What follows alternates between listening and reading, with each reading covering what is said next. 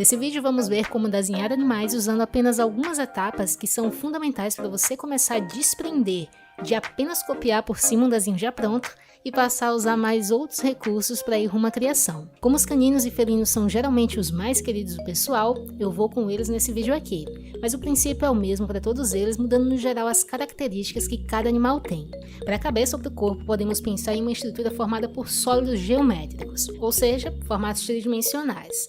Essas formas geralmente estão ali entre esferas, cilindros e cubos, então vai ser bastante importante saber desenhar pelo menos esses três sólidos em diferentes ângulos para você conseguir montar a estrutura que você estiver desenhando com mais facilidade. Se ainda não souber o mínimo dessas formas básicas, sugiro já ir fazendo dias de estudo só com elas para ir se familiarizando. Bom, como exemplo inicial de como isso funciona, vamos usar a combinação de alguns formatos para criar uma estrutura genérica de um canino. Temos então uma esfera para o crânio do animal e nessa esfera eu sempre faço linhas guia para indicar a direção para onde ela está apontada. E ter essas linhas é importante para conseguir encaixar o focinho bem no centro dela, para que a gente não deixe o desenho todo torto. Dessa forma a gente consegue posicionar melhor os elementos. Para o focinho eu uso um formato cilíndrico, mas eu já vou transformando também a ponta em algo mais retangular para ficar mais no formato que eu quero. Aí isso tudo vai variar dependendo do que você está desenhando. Dentro de uma mesma raça, se for o caso, né, do que você está desenhando, alguns têm focinho mais longo, outros mais curtos, outros cabeças mais quadradas e por aí vai. E a variação vai ser ainda maior quando for de um animal, né, de uma espécie para outra. Por enquanto, vou focar apenas em uma estrutura genérica mesmo, qualquer, para a gente ver isso funcionando. Porque a partir disso você vai poder aplicar para outros animais conforme a sua referência que você tiver aí. Para a região em volta dos olhos, pensar em uma máscara de super-herói pode ajudar. Temos até um vídeo legal no card mostrando como usar máscaras para criar expressões. E aqui eu curto usar também para posicionar melhor os olhos nesse volume da cabeça. Para os olhos não tem muito segredo e é mais pensar sobre esferas. A partir daqui temos quase tudo pronto. Formatos de cones para as orelhas, claro, dependendo da orelha que você está fazendo, e acrescentar os detalhes do focinho seguindo as linhas guia que você fez no início. E eu sempre gosto de colocar também um formato cilíndrico aqui para o pescoço para dar um pouco mais de estrutura para ele.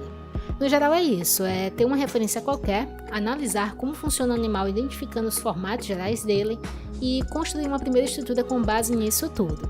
Agora, a gente vai colocar em prática isso de usar uma referência. Eu vou deixar aí no cantinho da tela para vocês terem noção da imagem que eu usei. Olhando para a imagem referência, em alguns segundos apenas eu fiz esse RAF bem simplão mesmo, só para eu trabalhar em cima dessa ideia. Não precisa ser nada rebuscado, mas que traz a estrutura do que eu quero fazer. E duas coisas é legal notar aqui. Temos dois círculos, um maior e um menor, que podem simplificar toda a região das costelas e do quadril do animal. E o quadril fica posicionado um pouquinho mais acima. Pegar esse tipo de detalhe já vai dar uma boa adiantada no que você pode simplificar do desenho.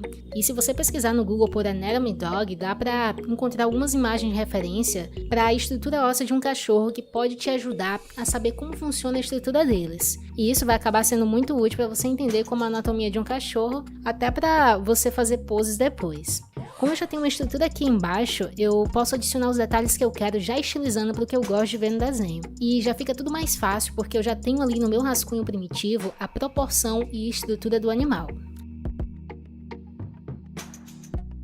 Aqui podemos ver tudo isso que eu falei desde o início do vídeo até agora em prática.